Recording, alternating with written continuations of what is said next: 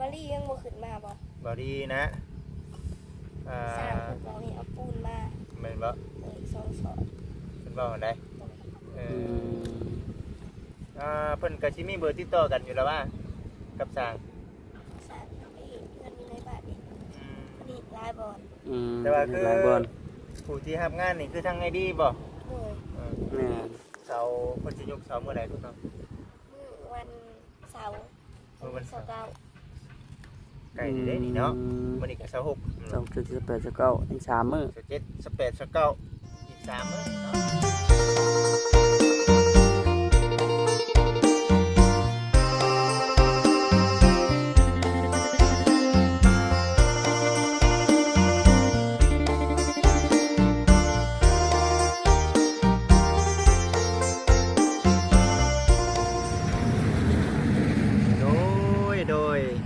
กราบสบายดีสวัสดีเด้อกราบสบายดีพ่อแม่พี่น้อง FC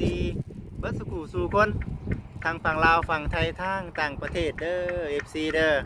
พบพ่อกับบ่จิตอุทุมพรคือเก่าอีกเช่นเคย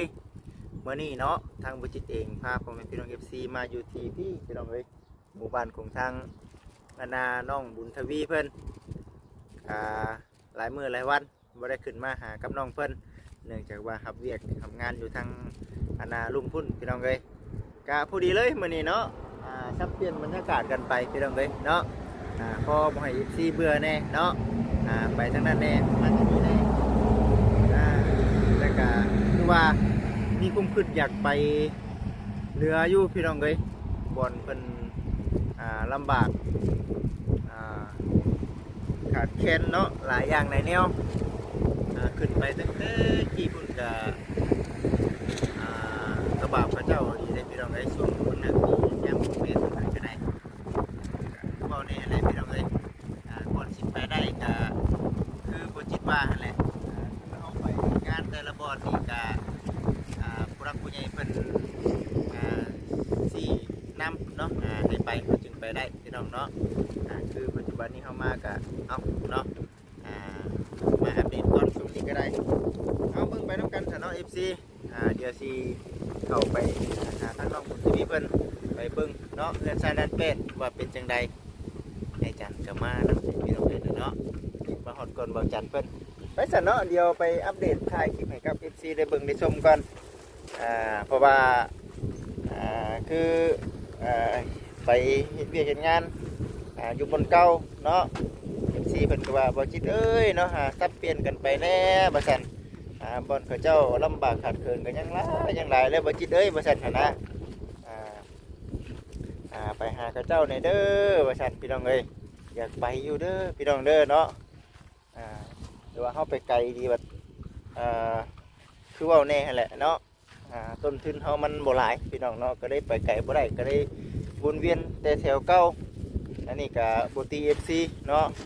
ก็สิพยายามเด้อพี่น้องเด้อเนาะสิพยายามมีแต่ว่าผู้ใดมีแผนจะขึ้นไปเหนืออยู่แต่ว่าฟังเบิ่งคันว่ามีงบขึ้นไปนี่บอกคำบอกจิตบอกเสียงหน้า3คนนี่ก็กล้าขึ้นไปอยู่พี่น้องเอ้ยเพราะว่าเฮาก็ไปเฮ็ดงานเนาะตามที่ทางผู้หลักผู้ใหญ่เพิ่นมอบให้แล้วก็มาเบิ่งเนาะอยู่ที่เฮือนน้องบุญทวีเพิ่นเนาะส่งให้น้องเพิ่นคิดว่าเพิ่นบ่อยู่เฮือนสนอกพี่น้องเอ้ยพุ่นเนาะป๊อดู บ่ได้มาถึงก็มีเสียงหลังนี่เด้พี่น้องเอ้ยเนาะนี่เด้ FC ทุกท่านป๊อดูมีเสาแล้วนี่เนาะกำลังสิเตรียมยกเสาเด้อบ่นี่เนาะอุ้ยเพิ่นขุดคือว่าดึกแท้นี่เนาะดึกดีนี่ขุดดึกแท้อันนี้เนาะคุณเทลึกดีอันนี้เนาะสุดยอดดีใจน้ำน้องบุญทวีสิได้ย่อเสาเพื่อนนี่ได้เดี๋ยวไปถามเบิ่งเนาะ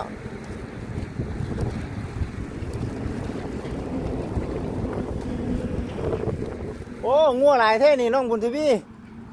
งัวเจ้าบ่นี่โมแมนบ่สบายดี เขานั่งอยู่พี่ปุยันนั่นน่ะบุ้งบ่บุ้ง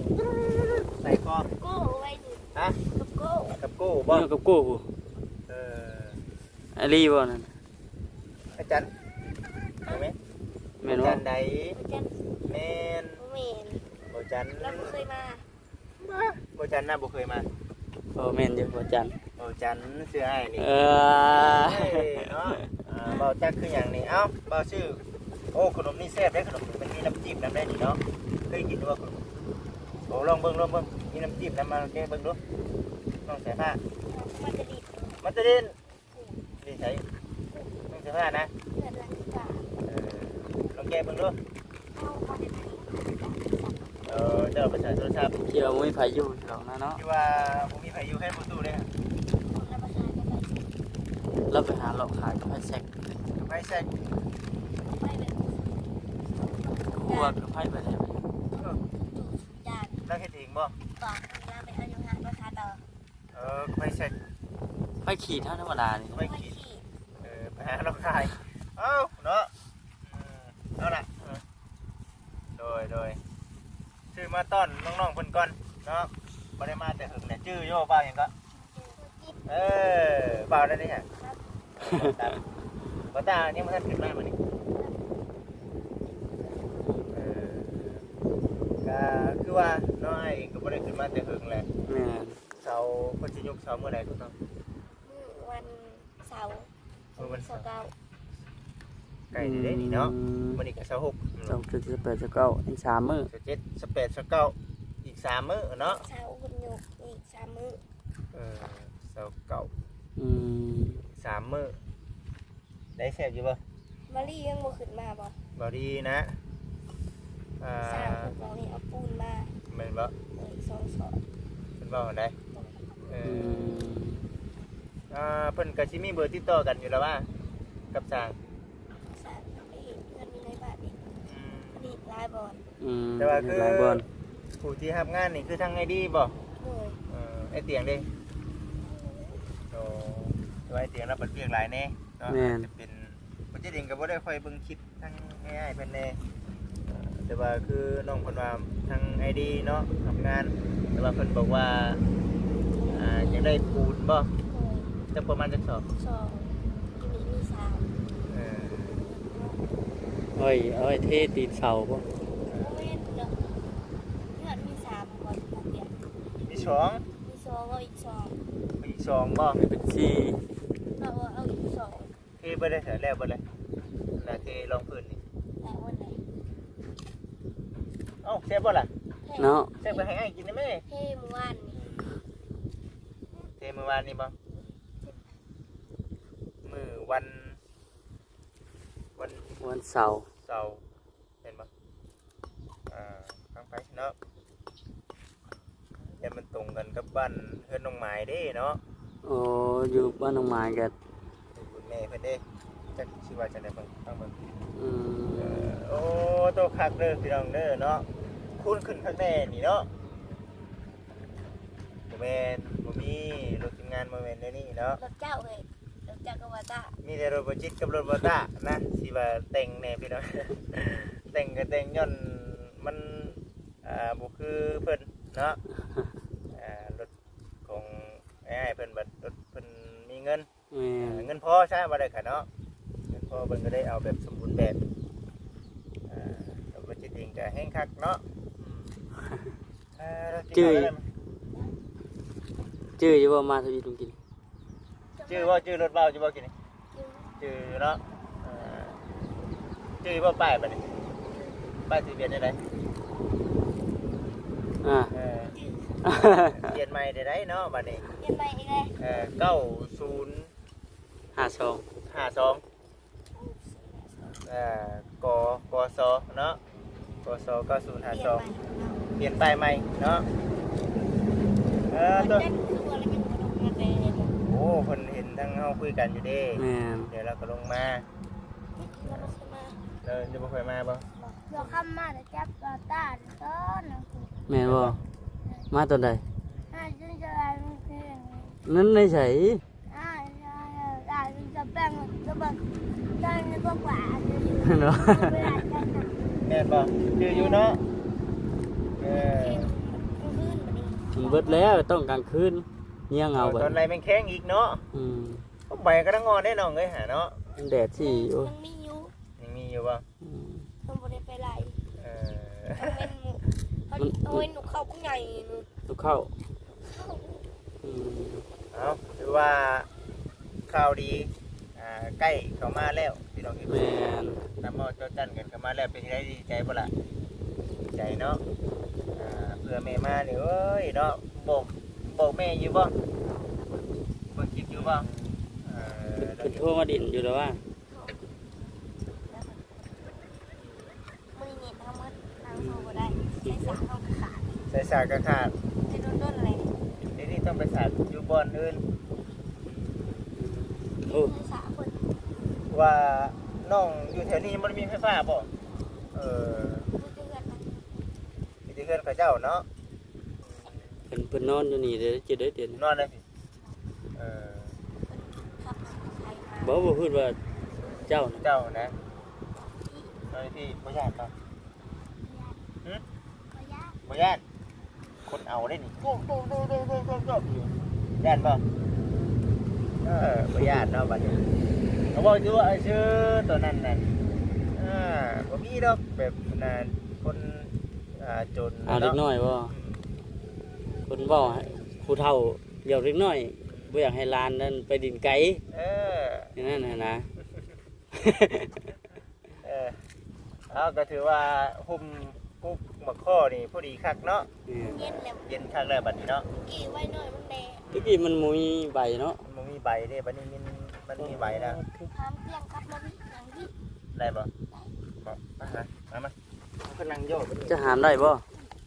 บัก กินเบ่ล่ะแซ่บติเนาะ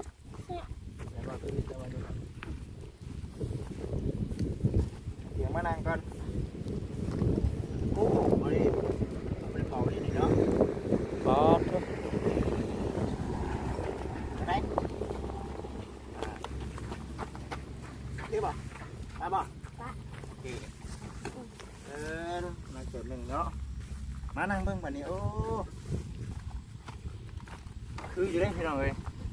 คือเจ้าบ่นั่นบ่น่ะปลูกอ้อยบ่น่ะ ใส่ผู้ ใส่ปุ๋ย ใส่ปุ๋ยอ้อย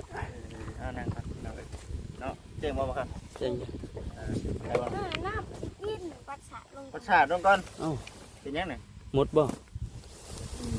โอ้มีขี้เหงื่ออันนี้จอก เจ้าเด้อเอา มานั่งบัด กะนี่เลยพี่น้องเลยเนาะกะถือว่าได้พากัน ไปนั่ง มาเบิ่งเนาะ เออ เอ้าทุกคนสินั่งกะเดียวให้ทั้งน้องบุญทวีป่ะน้องบุญทวีป่ะพาบ่าวไปเบิ่งเพื่อนป่ะ ไปเลาะเบิ่งบ่ ก่อนเลาะเบิ่งเพื่อนก่อนเนาะบ่เด้อเพิ่นเฮ็ดมื้อวานนี่บ่เนาะเฮ็ดมื้อวานนี่ พอดีให้หน้าให้หนึ่งเลยเนาะ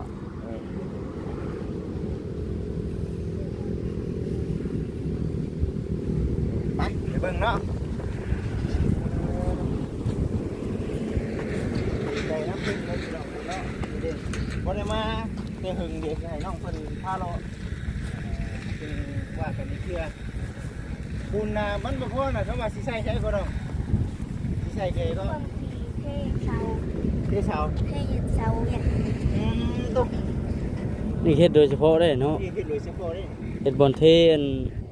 บอนกอยปูเนาะ บ่เฮ็ดปู ก้อยปูนเมื่อวานนี้นะมันเป็นแข็งเลย บอนเพิ่นกอยเด้ แข็งหนักอะไรปูนนะ คุณลูกแท้นี่เนาะ น้องเพิ่นว่า75เมตร75เซน คือดีมัน75เมตรป้าตัวคำย่านนี่เนาะ 75เซน เด้อก็ดีได้คือดึกเนาะ พูดแข็งเลยพูดใกล้เลย โอ้ยันมันนั่นนี่ โอ้เสาเพิ่นก็ยาวเติบเด้บ่จิต นี่ ที่ทำแบบนี้ อันนี้นะมันเป็นขี้ดินนั่นพี่น้องเอ้ยขี้ดินไม้เนาะเห็นบ่มันบ่ได้แข็งแม่นบ่ที่เจ้าขุดอยู่บ่บ่ได้แข็งแม่นบ่ลงนี่อันนี้เพิ่นสิขุดให้มันถึงอันน่ะขี้ดินเก่าพุ่นเห็นบ่ถึงขี้ดินเก่าพุ่นได้นี่ ลงกินได้เลย แต่เพิ่นยังสิมาหน้ามาหยังอยู่เจ้า บ่ได้บ่มาเลยอันนี้นะที่ได้เพิ่นเอาเสาเพิ่นก็สีใส่เพิ่นเอาเสาใส่เพิ่นก็สีแล้วเนาะ อิ่วเลยน้องบุญทวี ลืมเนาะ ยุ้มเจ้า แม่นอยู่ สร้างอึ้ง เฮ้ย สร้างให้กินอึ้ง เจ้าได้ออกกำลังกายเองเนาะเอาคำว่ามีน้ำไหลขึ้นเนี่ยได้พี่น้องเลยเนาะ มาเนาะ ให้ผ่าแต่เขาสามารถ กระพากับผมมีปัดเนาะ เขาจะเรียกเขาเรื่องมาทุกคน แม่นบ้า เขาเป็นเขาขอต่อมาทุกคนเลยเขาดูว่านะตามสารเขาเอง น่าจะสร้างเนาะโอ้ดูกระแทก พอดีเพียงคอน้องมันสายฟ้าเนาะ เราเรียก เพียงอะไรเชือกบ่ไป จะลงไปแล้วบอก วันนี้เรา เข็งแล้วนี่เนาะ แข็งไว้เลยนะ เข็งไปแล้วพี่น้องเลยนี่ได้ปูนเนาะนี่ ของไงบ้านนี่สบายสามมันโมเมนต์แบบมันช่วยเดือดสองศพเนาะ คุณแดง คุณเองก็แข็งไว้เนาะมาสบายไหมเนาะบัดนี้ แดง คือว่าโอ้นั่นไหมเอาไปเนาะ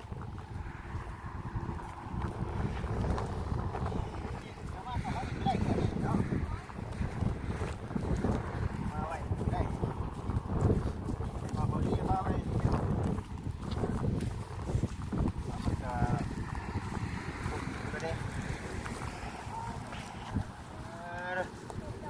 เด็ดเนาะเด็ดจ้าอีกที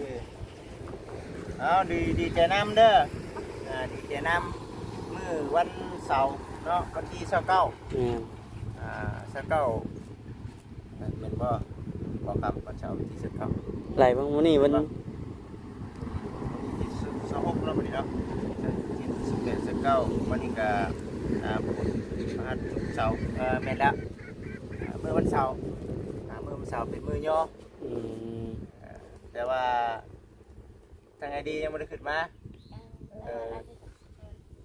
เดี๋ยวปูนก็ต้องน้ำเล่าเลยเนาะ เราจะขึ้นเส้นปูนบ่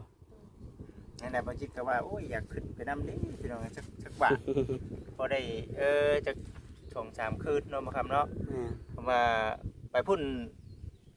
แบบเฮาสิว่าจังไรล่ะ คือมันมีครอบครัวที่แบบ หลาย ลำบากได้พี่น้อง หลาย ลำบากอีดีถ้าขึ้นไปตอนนั้นก็มีอยู่ครอบครัวหนึงแต่ว่าบุจิตแบบบ่มีงบที่ว่าเฮาสิไปซื้อสังกะสีให้แล้วน้อยๆดอก เพื่อนหลังที่ว่าเขาเข้าไปตอนนั้นบ่ แม่น รถสิไปฮอดรถเจ้า ๆได้บัดนี้นะมันมีตีนเลยเปลี่ยนตีนใหม่เลย มันจะมาบัดมันลงห้องลงหยังนะ ใหญ่แล้ว ตะกี้ตีนน้อยเนี่ยรถไงนะเอาตีนน้อยๆเอามันนั่นน่ะเฮือนน้อยๆเนาะ แม่น เพิ่นก็อยากได้สังกะสีอยู่นั่นน่ะว่าเฮาไปถ่ายหรือว่าให้กับ FC เห็นมันหลายครอบครัวพี่น้องเอ้ยครับว่าเฮาได้ขึ้นไปทางนั้นน่ะถ้าขึ้นไปทางนั้นมันหลาย หลายเคสเนาะ มันหลายเคสทุกข์เขาเจ้าก็โอ้ลำบากอีดีแบบนี้นะ เพื่อนก็แบบ แม่น อ๋อเด้อสังกะสีจนเพิ่งน้ำก็มีเนาะ แม่นเลยว่าโอ้ยเนาะอยากมีโอกาสได้ขึ้นไปได้แต่เนาะนอนจัก4-5 มื้อนี่บ่ครับไหวบ่ได้บ่สมมุติว่ามีงบขึ้นไปนี่4-5 มื้อไหว เพื่อ บ่ นเคนวิ่งงมขึ้นไปได้อยู่ เออ 4-5 มื้อดีทิศหนึงพอดีเลยนะ เอาไปเนาะ ฟังไป วันนี้เราขึ้นต้นมื อื อ ม วันนี้เราขึ้นหอดคนเงินหอด กลับไปกลับมาแม่นคือทางเฮาเองกับบ่ยากพี่น้องเนาะกลับไปกลับมาก็คือกันเพราะว่านึงมาอยากให้กับทาง FC ได้เห็นหลายๆบอนหลายๆครอบครัวนะเนาะอันนี้ก็คือว่าเนี่ยคือเพิ่นไปตามที่ว่าทางผู้รับผู้ใหญ่เพิ่นมอบหมายงานให้คือทางเฮาเองบัดผู้รับผู้ใหญ่เพิ่นบ่ได้บอกแน่บัดเฮาบัดบ่จักคุมเป็นสิเดนไปพี่น้องเอ้ยเนาะตัวนี้นะสำคัญเนาะก็เลยว่าเอ้ามาหาทางน้องๆเพิ่นแถวใกล้ๆนี่แหละเวียนไปเวียนมาพอได้ถ่ายคลิปให้กับ FC ได้เบิ่งได้ชมกลับไปกลับมาสิแหละว่าซั่นขึ้นไปบ่ขึ้นไปเนี่ยอยากขึ้นอยู่บ่ ไม่ใช่ผ้าเด้ หมูเป็นยังไงนี่หมูขาดวันนี้ขี้ดื้อได้นี่เนาะหมูเป็นการ กินก็ข้าวนะไก่คือบุญเพิ่นมาพี่บ่มาดิส่วนบ่จะเห็นแล้วกลับเนาะที่ว่าเราไปหาทางสัตว์แถว เดี๋ยวเห็นแล้วเฮ้ย สนใจเราก็ไปบ่